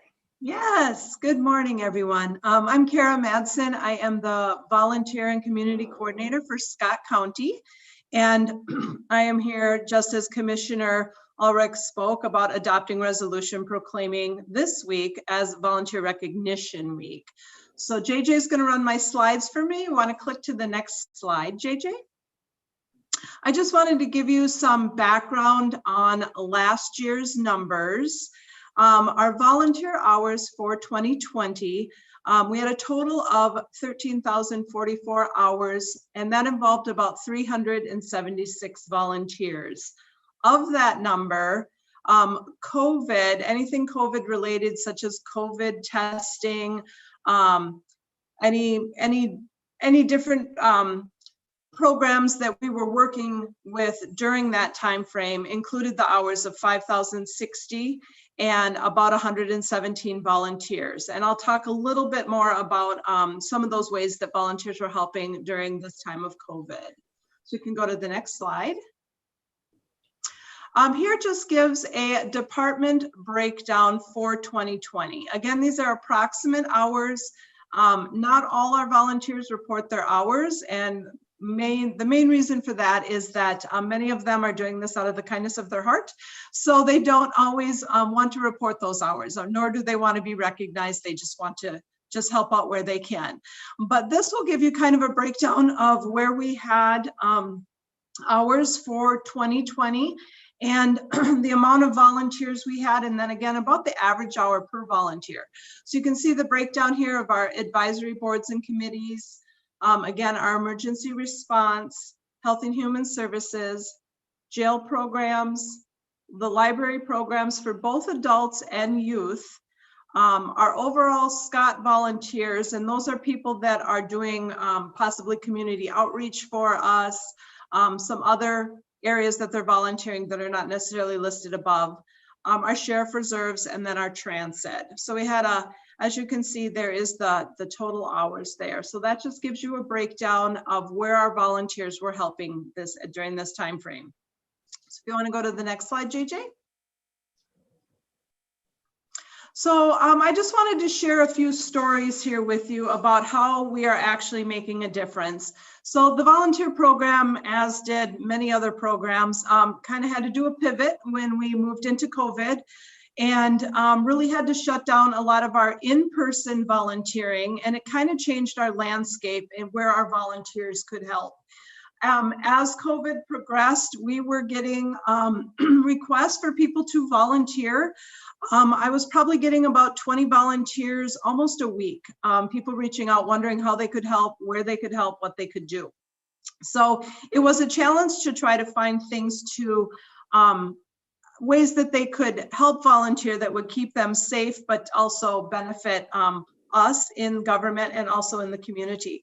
So a couple areas that we utilized volunteers, we found that we had a gap with our daycare program and their food pickup that was happening at different schools. So there's food available for daycare programs for their children, and there was no way for them to get to the school to pick up the food. So we gathered some volunteers that were able to help with picking up the food at a specific school location and then dropping it off contact-free at the daycare provider's door. And this was happening about 2 times a week. We had a good handful of volunteers that were willing to do this and help out to fill that gap. We had areas where we found we shut down our veterans bus program, and there were some veterans that were in need of getting to appointments. So we were able to find ways to have people or programs get them to their appointments that they would not have been otherwise able to get because we did not currently have bus service. We also had, at the beginning of COVID shutdown, we had quite a few seniors at home that were left without groceries. And even though there were grocery delivery systems and programs out there, at the beginning, they were taking 3 weeks for a delivery to happen. So we had a few very frantic seniors that needed food that could not survive for those 3 weeks without having a delivery. So we were able to coordinate volunteers that would help to go pick up the groceries and then deliver them to those seniors. We also had just some kind of one-off requests that we often get, but we had a foster care child that was put into a placement that needed a bicycle to kind of get around town. So we were able to find a volunteer that was able to build that bicycle for them. Also had a situation with foster care where they needed a approval for a bedroom for somebody to stay in, I guess, and they needed a new window put in. So we were able to find a volunteer program that came out and was able to install a window in this home so that they could get approval to do foster care. Some other areas that we tried to look at too in regards to placing volunteers Again, we couldn't do a lot of them within the government. So we couldn't put them in jail ministry where they could go in the jails, and we couldn't do one-to-one mentorship. So a lot of those we pivoted to virtual opportunities where we would check in with seniors that just needed somebody to talk to have somebody care, to just speak out and reach out to them. And then we also had really reached out to a lot of the programs in Scott County. So we worked with one of our partners, Treehouse, to coordinate meals that would be delivered 2 nights a week at their facility. And we were able to come up with over 60 volunteers and programs in the county that were going to help with these meals moving forward, actually through this summer. And then we also helped out quite a bit with food distribution. So reached out to the different food locations to try to see who needed additional help, as we found that food distribution was definitely very busy this year and quite a challenge. So we worked with a few of the food shelves to get volunteers over there and helping out with some shifts. And then we also helped out with Esperanza, who does a food distribution quite often in Shakopee. So that just kind of gives you a snippet of areas that we have been utilizing volunteers this year. And we are looking forward to hopefully being able to open that up a little bit more, but we're really learning how to take the program and make it work with the environment that we're all currently living in. So with that, are there any questions from anybody? Just a comment I'll make. I'm hearing that fish is getting less requests right now in this most immediate time. I mean, there's been, it's up and down, but if you have needs, certainly post them with fish. I will do that. Thank you. You can go to, I think there's one more slide, JJ, isn't there? Not sure, that might be my last slide. Oh, there you go. So basically, I am just asking you to adopt resolution number 2021-76, proclaiming this week, April 18th through the 24th, 2021, as Volunteer Recognition Week. Would you mind reading that for us? Could you read that? I could read that.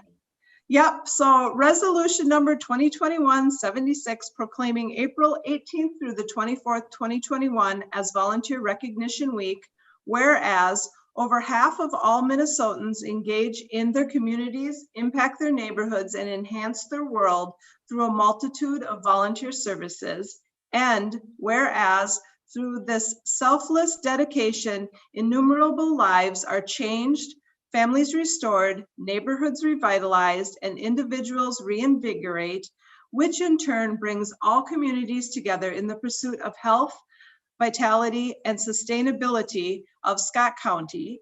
And whereas Scott County volunteers generously and readily step forward to volunteer at area libraries, bring self-help, faith-based, and educational programs in the Scott County Jail, work with youth, families, and seniors in mentoring and other support roles, transport citizens, engage in civic action for local and county government by responding to emergencies and disasters, and serve on committees and advisory boards.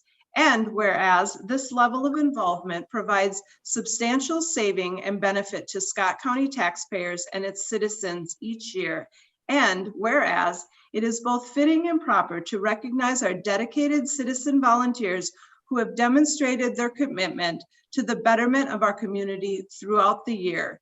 Now, therefore, be it resolved by the Board of Commissioners in and for the County of Scott, Minnesota, that the week of April 18th through 24th, 2021 is proclaimed Volunteer Recognition Week in Scott County.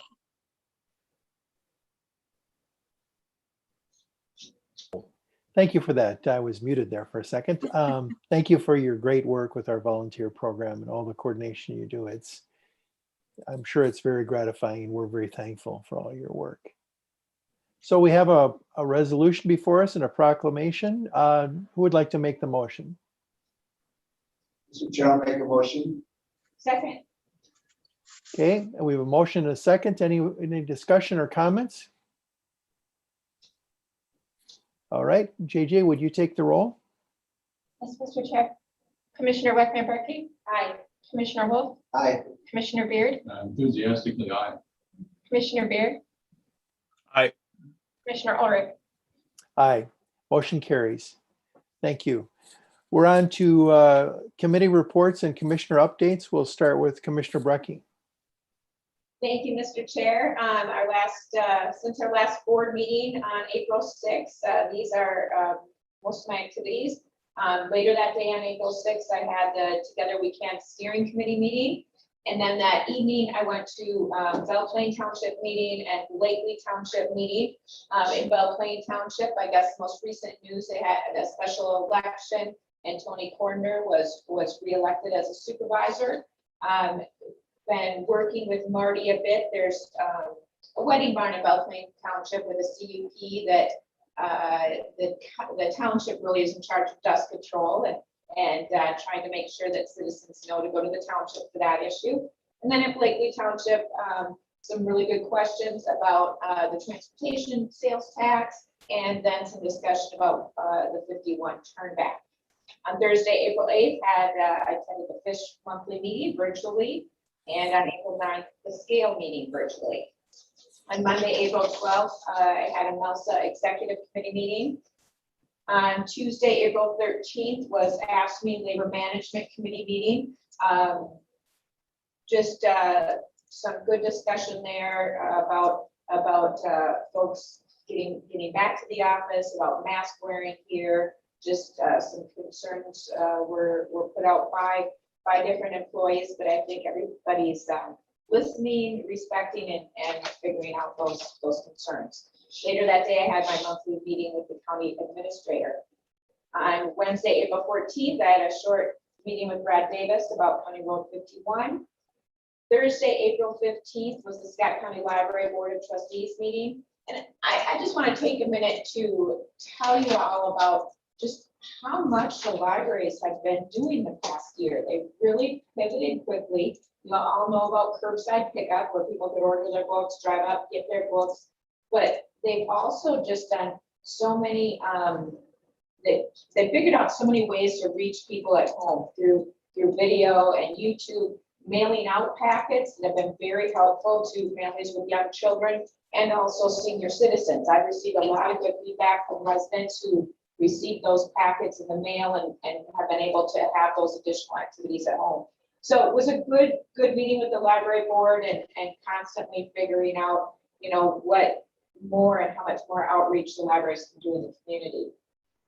Friday, April 16th was the Dakota Scott Workforce Development Board meeting. A good meeting. A lot of the talk right now for Scott and Dakota County is how employers really are looking for employees. Some of the real issues that are being brought up is what to do about people who've left the labor force and if they're going to come back because employers really need them. What to do about with groups of people we have that even though they're looking for work, they're having a hard time qualifying for these jobs because of sometimes it's past criminal history or things that have happened in their lives. And that's really something the board's looking at because the truth is in these two counties, we don't have enough workers. Employers are really struggling to get them. So starting to talk about and brainstorm some more ideas to deal with those problems. And then last night, yesterday late afternoon, I was in Jordan. They had a groundbreaking for the new roundabout that's going to happen on 282 and Creek Lane. A good first step to what hopefully is going to be much larger changes in that area that they're going to get underway this spring and summer with that construction and get that done and out of the way before we work on the bigger interchange there. So that is the end of my report. Thank you. Thank you. Commissioner Wolf. Mr. Chair, this is Mr. Can I ask Commissioner Brecky a question about the labor management meeting, and particularly about the mask thing? You alluded to some discussion about concerns, or can you elaborate a little more on that? Yeah. People too much masks, not enough masks, who was complaining, Yeah. or who was complimenting? Right. No, there were concerns.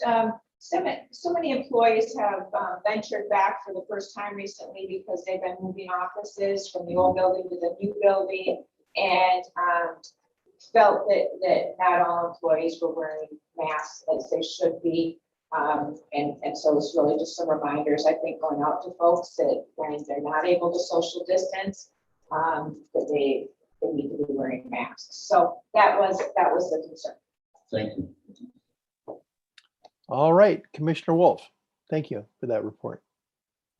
Thank you, Mr. Chair. I hope, can everybody hear me on this? Yep. Okay, good. So on the 6th, Newmarket Township had their monthly meeting. Everything stood out there. I-35 Solutions met.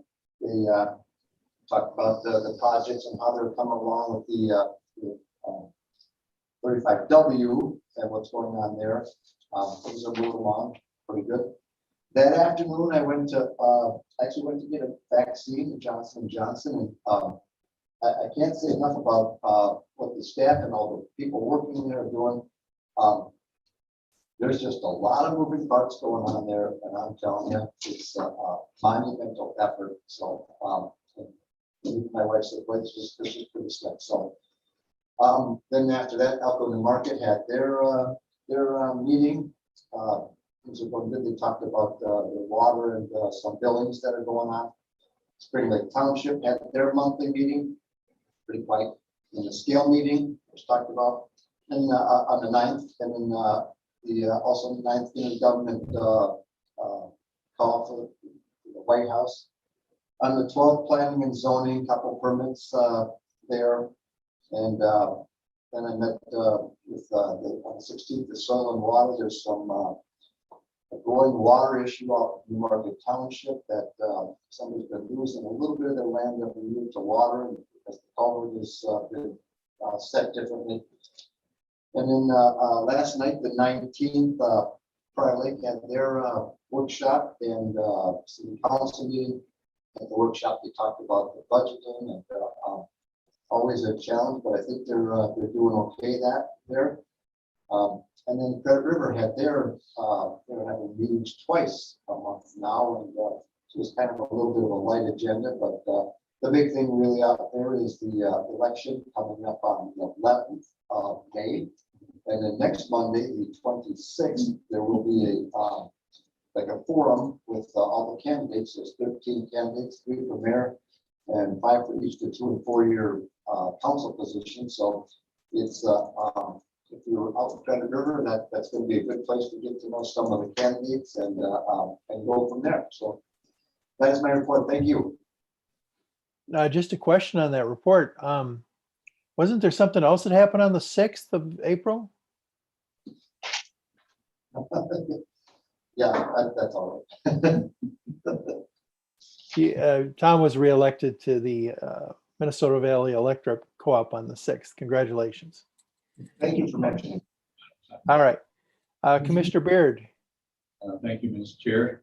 On the 8th, I participated in a discussion back and forth with the chair of the 169 Coalition and our new lobbyist government representative concerning some of the street utility fee legislation and how we could involve our DC contacts and so on. My encouragement was that they bring that to scale and not do an end run around the scale thing, but actually actively participate or encourage participation in the entire scale organization in that effort.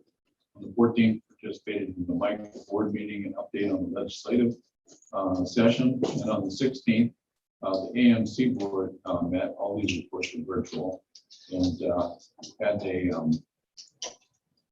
discussion regarding again how the session is going and how the I would say wrestling match, but let's say the discussion about how the this new American Recovery money is going to be spent. Just an interesting observation. There were some counties that were whispering, you know, we got a boatload of money, now we're getting another boatload of money, and we already can't find employees and contractors with this beyond belief. Are we sure that Washington's actually helping right now, or are they just doing stuff to look like they care? Just know that that discussion is kind of around the water cooler and not in public. But wow, there's a lot of money coming, and a lot of people looking for help to do things. I also participated earlier this week, or Monday actually, with a constituent, and you'll hear more about this in the future. He works with a nonprofit faith-based association that looks to adopt children who are about to age out of foster care. They do remarkable work in actually intervening in some children's lives and helping turn their lives around. I'm going to be introducing them to some of our staff just for a quiet talk and see if there's any interest in maybe cooperating with their mission, which is working with kids who have no families through incredibly tragic and sorrowful circumstances. And actually, particularly the kids who are about to age out, actually getting them placed for adoption and putting them in a real family. Mr. Chairman, that's my report, and that's what I've been up to. Thank you. Commissioner Beer. Thank you very much. On the 8th was the monthly fish meeting on the 9th scale. On the 12th had my monthly administrator meeting, which again, coffee and donuts always great, but salsa is even better. So we've got a lot of things accomplished over a bunch of salsa. The 14th, the Live, Learn, Earn post-secondary met for their quarterly meeting, and one of the speakers there on a regular basis, not speakers, but participants, is Darren with the Southwest Intermediate. They are well underway to taking that Q Logic building and actually putting bodies in it again, if you're familiar with that area along 169. And they have had really great discussions with multiple partners, one of them being New Options. And I certainly don't have any news to report there, but there's some really awesome open lines of communication going on there.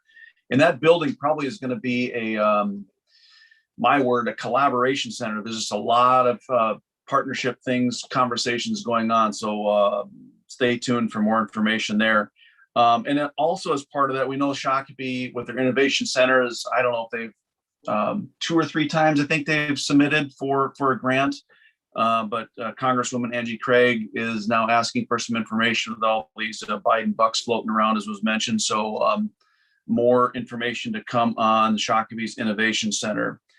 Last night, I attended the city council portion of Prior Lake, and the chambers were quite full. A few months ago, the pickleballers took the chamber by storm, and last night it was the youth of the area looking for a new skate park. So get out your skateboards, folks. Possible new skateboard park coming to Prior Lake as part of their larger master plan of Lakefront Park. So that concludes my report. Thank you. Thank you. For my report, on the 7th, I attended the Parks Commission meeting. That was pretty much a duplication of the workshop that we had. We met about a week before they met, and so that was a continuation of that. On the 8th, the fish meeting, the second Thursday meeting, it was dealt with victims of crime, and there was a panel discussion and resources for people that had been victims and where they could go and what kind of help they could get there. On the 9th was the scale meeting, and some really excellent, I thought it was one of our better meetings in recent times. There was a really thought-provoking presentation. I think you probably are all there. I think everybody was there, but it was from Tom Fisher, and it was on our post-pandemic life, what it would look like. And I'm hearing, from a variety of sources, not just him, but many saying, life is not going to go back to exactly what it was like before the pandemic. And we don't really know all the changes. We may see less traffic. We will see more meeting through technology and so forth. But his was very thought-provoking. I think places like the Tab and others are going to want to hear presentations from him. I did have a question with him. Back in the 70s when I was first in college, they were predicting due to technology that we would have far more time and work far less hours and have more time for recreation because of all the technology, and how wrong could that have been? And I said, so how confident are you that we're interpreting what the future will look like? Because we certainly have misinterpreted the past and what it might look like. Well, he kind of skirted that, didn't really answer that. So I think that's still a question. How much do we know? How much can we predict? Perry also gave a good presentation on the legislative presentation, and they along with James Clark, and that was also done at the executive committee. And we're going to ask for that kind of presentation, especially since Scale's got about $45,000 that they're spending on James Clark, that we have something maybe quarterly or whatever makes sense. If it's twice a year, whatever it would be, we're asking them to tell us what makes sense. But we want to have kind of regular update on how they're doing with the street impact fees and the lobbying effort there. It's a big, hard effort against what they're calling a very organized, and the person here that would know the most about it would be Commissioner Beard. But the Housing First, which is BATSI, it's renamed, is very well organized, very sophisticated, and very powerful. So the effort is going to be a big lift. That same day, right after Scale, was the RTF board, and basically was a couple things, was reviewing the end of the 2020 year-end report and our year-to-date financials. Use is down, revenue is down, but also they're managing expenses to make those less in this time of less usage and less revenue, and they're putting off some expenditures into the future that don't absolutely need to be made now. On the 12th, the STA board, later that day, same on the 12th, was Greater MSP. And we're having, obviously we're just going to be starting conversations of how to use this federal money that is coming into our county and into our region and to our cities. And I can tell you from my contacts across the metro area, a lot of people feel it's pretty obscene that we're getting all this money, and it seems like we shouldn't be getting it. I mean, we're getting 29 million, or supposed to get 29 million, but county like Anoka is getting 85 million, and Egan's getting 8 million. So, I mean, that's just kind of little examples. And so it places, I think, an extra real burden on us to wisely spend it, make sure there are strategic investments that pay off a long time, and maybe reduce taxes in the future because we use this money in a wise way. Greater MSP is also wanting to have a strategic regional discussion. Is there some things that we can partner on that make sense, that would go across county boundaries and advance our region with some of this money? Chairman Keith Anderson was elected to the Greater MSP board at this last meeting. On the 13th, the CDA board met. 14th, the MICA board met. And one little takeaway there is it was put forward that we should be getting guidance on the rules and how to spend this money we're going to be receiving at the end of April. That's the information they're receiving, that we won't really know all the rules till the end of April. That's so far what people feel is going to be the case, and the timing of that. On the 19th, Scale Service Delivery, Tom Terry will be the new chair of the Scale Service Delivery Committee. Bill Reynolds felt it was time to take a break. He'd been doing it for a couple of years. And again, there we had more of a discussion of how to use the federal money that we'll be receiving, and talking about strategic legacy type investments. I should say with Scale, we're progressing nicely on a script for the new Scale video. We're going to make a video very similar to the fish video in terms of technology, and we're working with people to write up the script, and we're, I would say, about 75% there. We're right now having Barry and Gary and Frank take a whack at it. The executive committee will get a chance, no doubt, and the board could probably look at the script, give comments on that too. So, but we're not racing to do the script, but it's progressing nicely at a good pace. 19th, the Fish Executive Committee. Then later that day, the MBTA Executive Committee, and really dealt with audit review. That's the end of my report. Now we're on to County Administrator update. Mr. Chairman, I have about 4 items here to talk about. The first one is your update on the vaccine. So as of April 17th, so that would have been last Saturday, 51% of our county residents 16 and older have received at least one dose. So that's about 55,600 people. And there are 37,000 people who have completed the series now in Scott County. And 90% of our residents 65 plus have received at least one dose. So that's actually running higher than the state average. We have administered ourselves about 18,000 first doses and about 10,000 second doses. And we've got 400 doses that have been administered by others where we provided them the vaccine. So we are just under 30,000 doses that Scott County has administered.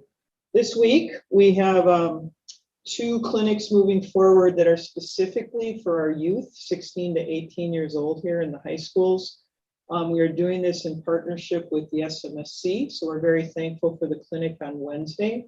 And then we are also doing a clinic on Thursday in partnership with Canterbury, partnership with Carver County that will actually be at Canterbury.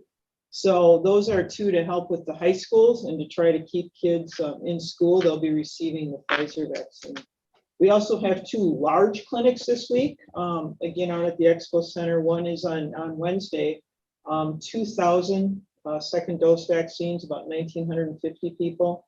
And Thursday, we have 1,100 first dose vaccines. So we continue to vaccinate people and move that forward. And again, public health and our volunteers and the senior leadership team and our partnership with Mackenzie's group is really moving that forward. So thanks to all of them for that work.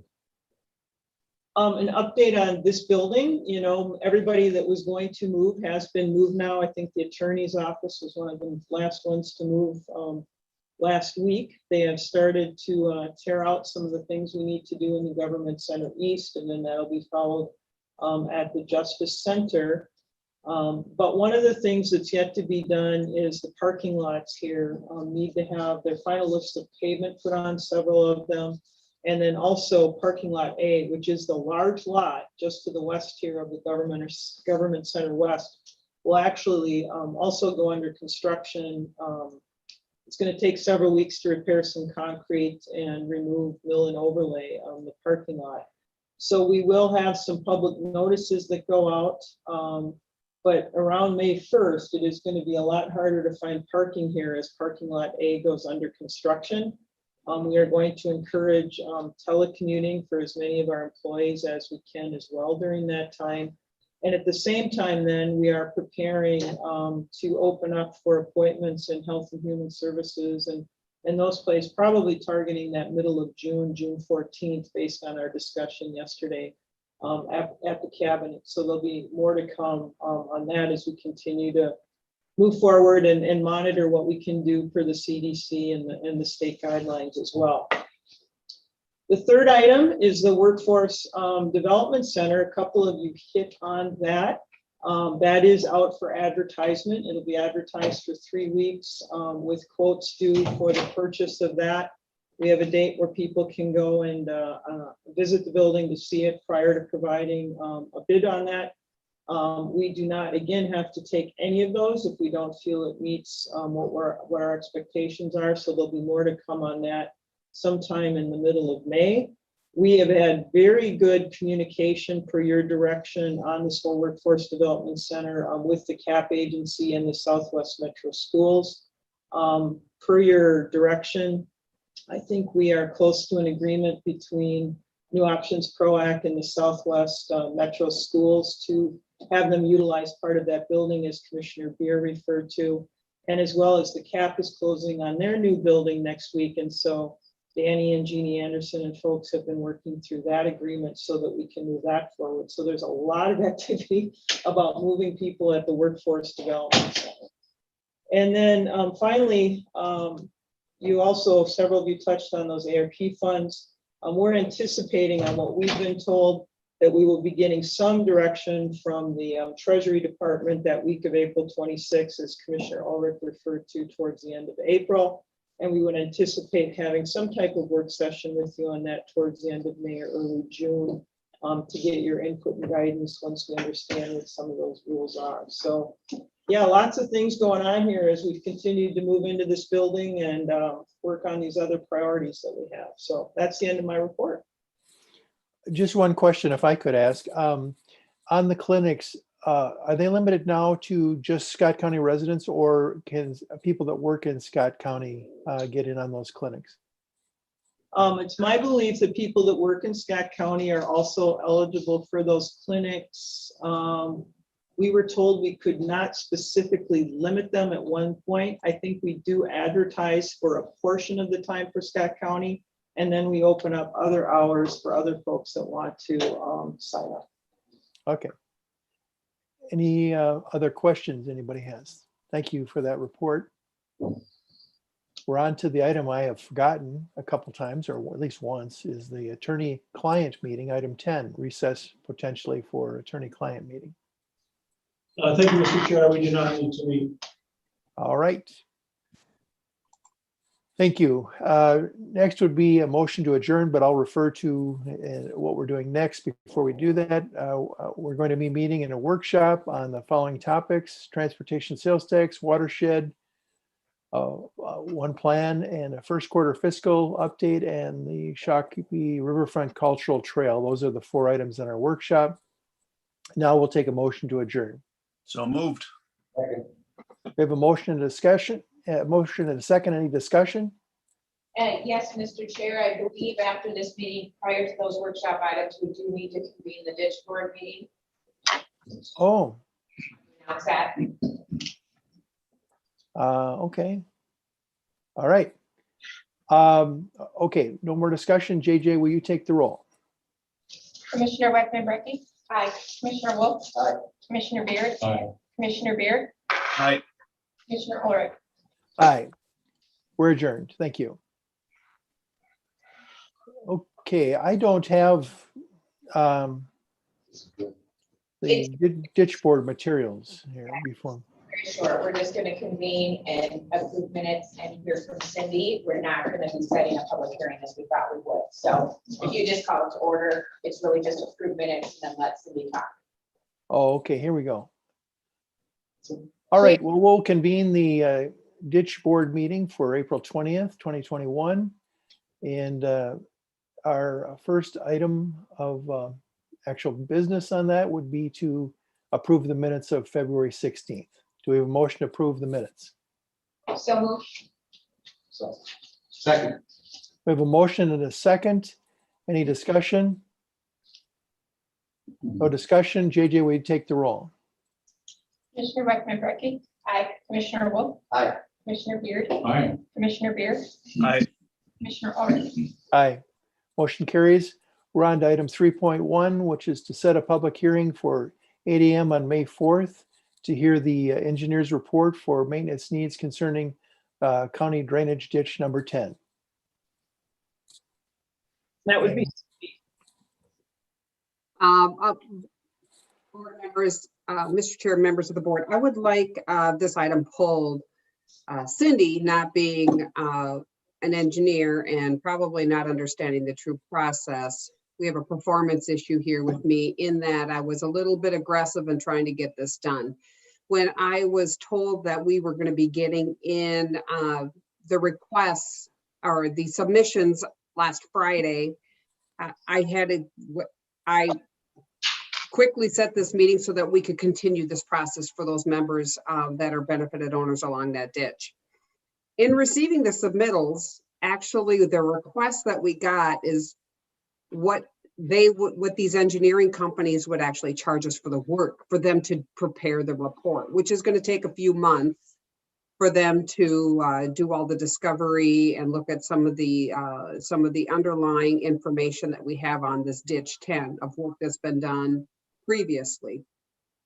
So with that, the only thing, I don't really need you to take any kind of an action today. We have the 2 submittals from engineering companies. We sent it out to 4, 2 decided to return. We do have some questions regarding their submittals and what their cost estimates is and what we're going to be receiving from the awarding of the work. And we are anticipating that if we can get through the fact finding and then we work with procurement to get an agreement in place, that we're hoping to award that fairly quickly. And we will work with Rinke Noonan again on trying to solidify the agreement and move that forward. But we are not anticipating that the results of their work will be done until at least the end of May is what one had submitted, but anticipating that it wouldn't be awarded till the end of this month. Because we're a little earlier than that, I'm hoping that we get it done mid-May so that we can set the public hearing in mid-May, and maybe we can hear this either the beginning of June or the second meeting in June.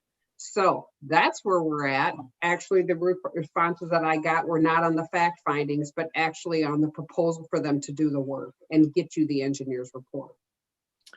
So Cindy, just to clarify, on the 4th, on our upcoming meetings, it lists a county ditch board meeting. Is that then off the calendar then? Yes, I will be moving that based upon our conversation with these engineering companies, depending upon which one we go. We will try to solidify a date that they'll have the report back to us. So I will be moving that to either the first meeting of June or the second meeting in June, hopefully. All right. Thank you. So there's no action item. Again, I don't have my agenda here, but I think we only have a need for a motion to adjourn at this point. Correct. So moved. Second. Motion and second. Any discussion? JJ, if you could take the roll. Commissioner Westman Brecky. Aye. Commissioner Wolf. Aye. Commissioner Beard. Aye. Commissioner Bear. Aye. Commissioner Ulrich. Aye. We're adjourned. Motion carries. We're